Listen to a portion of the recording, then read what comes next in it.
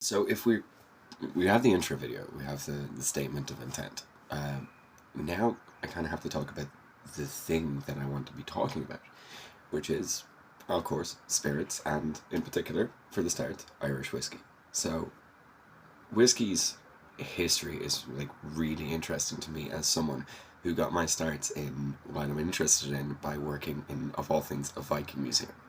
I learned a load about medieval and Viking Ireland. It expanded my knowledge into reading more about it. It also kind of picked my interest in disbanding historical myths, because like one of the things we would talk about was the Battle of Clontarf, which is historically the most historically most biased accounts possible. It wasn't in Clontarf. It wasn't the Irish against the Vikings. It's a fucking horrible mess, and like the public perception of what it is actually completely different to what it really was. And whiskey shares a lot of those same things. So the first evidence we have of distillation, you can like look back as far as like ancient China. Um, the more modern, like the most commonly accepted thing is that distillation was brought to Europe during the Islamic Age of Enlightenment. And it was Franciscan monks who went and visited all these areas which are close to caliphates, where there would have been a lot of crossover between like-minded thinkers. So you'd have Islamic scientists and mathematicians and philosophers, and you would also have monks who were always in the pursuit of knowledge, because at the time they were some of the only people in Europe who were reading and writing regularly. Um, so alembic stills, the first form of copper pot that we all know about, were brought to monasteries. Monks would have distilled them, and this is where the word spirit comes from. We believe that they were getting the essence of the drink that they were putting into it. And wine would have been used for quite a lot of things, like a painkiller. It probably would have been used to wash wounds. And this thing, the spirit of the wine, this is hearsay, I'm not pretending to be an expert, would have been given to people or put on wounds to treat them. And as time goes on, like monks spread it out of their monasteries, due to like the rise of Protestantism and the general, like, especially in Ireland and Scotland, with Henry VIII coming into power. So this knowledge passes on. So nowadays, the modern interpretation of what we view as whiskey is completely different to what it would have been in the past. It's most likely it was a distilled beer, because, well, initially it was probably distilled wine, because the monks would have had access to that. But as time goes on, you use what's available to you, you use what's close and what's nearby, and like beer is there. And in Ireland and Scotland, hops can't be grown, so beer can't be preserved as well. But it's easy to make, so you just make it, and then you distill it, and you end up with the spirit of the beer, and then you start to mix that with herbs, spices, honey, whatever you can get your hands on to make it taste good and not kick the fuck out of your throat. Um, Nowadays, the closest thing to that is a liqueur called Irish Mist. The actual whiskies we have come a long way from that. And the four main kind of modern interpretations of Irish whiskey are single grain, single malt, single pot still, and blends. And blends can be any interpretation. So you could have a pot still and a malt together, like the Irishman or Writer's Tears. You could have a malt grain mix, which is most of the stuff on the market at the moment, because everyone knows what malt is. You can have a triple blend, like Paddy or like Tullamore Do, where you put a little bit of everything together and you release it. And there's a lot you can do with it. It's like mixing loads of different paints together, or throwing a lot of spices into whatever dish you're cooking. Single, at the start of single grain, single malt, and single pot still, just refers to the fact that it's made in a single place. It's a marketing term that was invented in the 1940s because blended scotch was seen as cheap, and people would buy directly from a distillery, and that would be the malt from a single place, ergo single malt. It's the most overrated and overused term in spirits. You will often meet people who will say, I only drink single malts, and they're nearly always assholes, who don't actually know what the term means. It's made from malted barley, it's distilled twice or three times, it comes from a single place. If I were to ferment barley in my bathtub right now and distill it twice, I would have made a single malt at home, and it would probably be shit and poisonous. So that's what single malt means. Now, generally because of the quality standards in Scotland for spirits, most Scottish single malts are good. And I say most.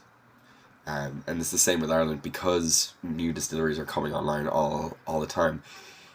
Your most common expression is you have your blend, and it's normally an age-stated whiskey, even though you've only been going for about 2 weeks, and you have a single malt, which is normally also an age-stated, and people will buy that because they see single malt on the bottle. The single grain is not as widely known in Ireland. Grain comes from the fact that a multiple amount of grains can be used, so rye, wheat. It must contain barley. Under Irish law, you must have a portion of barley in your spirit, and if you didn't put barley in, you're not going to get the enzymes and the reaction, so you're not going to get as much alcohol as you need. But single grain is kind of slandered and not really as appreciated as the other kinds, and it's a nightmare to explain to people. You can't just say single column whiskey because no one's going to fucking know what that means. So you say single grain, and then people think, it's one single grain, and it's not. It's grain spirit, i.e. the thing that's used to make hand sanitizer, nail varnish remover, all those delicious things, deliciously forbidden things. And you can use any mixture of grains. It's cheap, it's easy to produce, you blend it with something else and you have a blended whiskey. But you can do good grains, they just take a little bit of extra effort.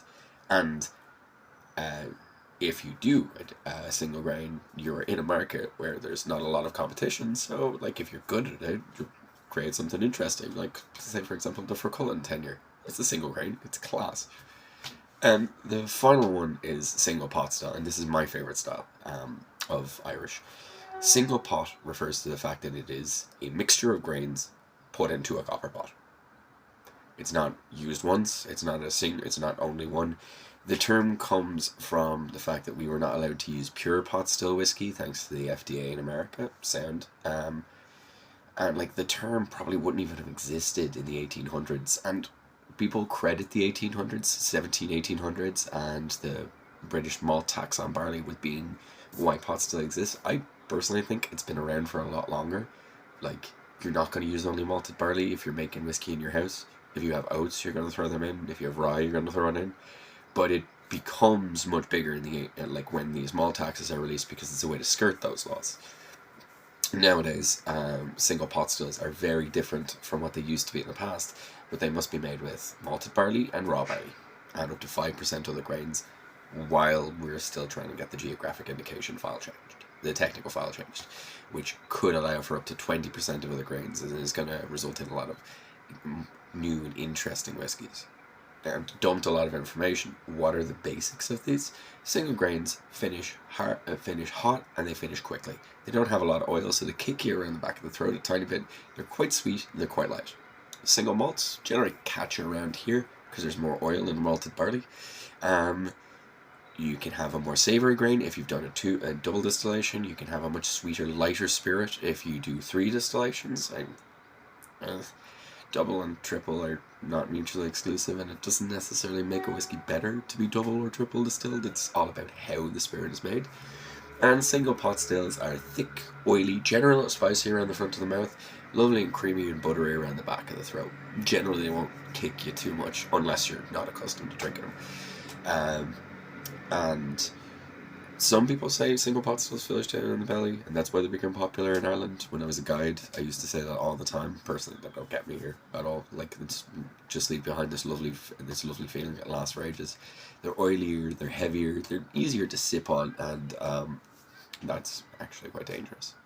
But a good example but there's loads of great examples of single pot still, like Redbreast 12, obviously, Green Spot, Powers, John's Lane, which if you ask any whiskey head in Dublin what their favourite whiskey is, they will probably say that. It might not even be. Like, it's not my personal favourite, but if someone asks me what my favourite is, I will say it is, because it's the one that really gave me the appreciation. So that's a rough guide to those 4 different kinds. I haven't really given an example of a blend because there are so fucking many of them. Like, if you pick up a bottle and it just says Irish whiskey on the label, it's probably a blended whiskey, and they're probably just not telling you because blend is still a bad word. But that's a rough overview. We'll talk more about it on Wednesday. Fuck.